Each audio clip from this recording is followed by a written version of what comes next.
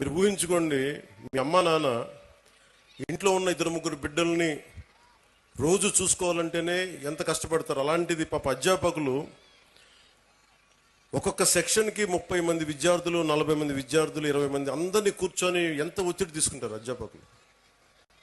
అందుకని అధ్యాపకులకి మనం చాలా సహకరించాలి. చాలా కష్టం అధ్యాపక వృద్ధి. ఈ దేశం బాగుండాలి అంటే కాంట్రాక్టర్లకు కాదు మనం పెట్టాల్సింది డబ్బులు, అధ్యాపకుల మీద పెట్టుబడి పెట్టాలి.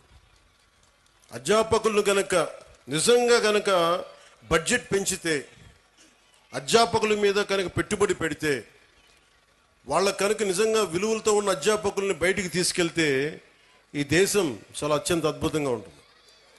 అందుకని అధ్యాపక వృత్తి హైయెస్ట్ పెయిడ్ జాబ్ అవ్వాలని నా కోరిక. ఆ రోజు జరుగుద్దా నాకు తెలియదు, కానీ నా ప్రయత్నం నాకు చేస్తాను.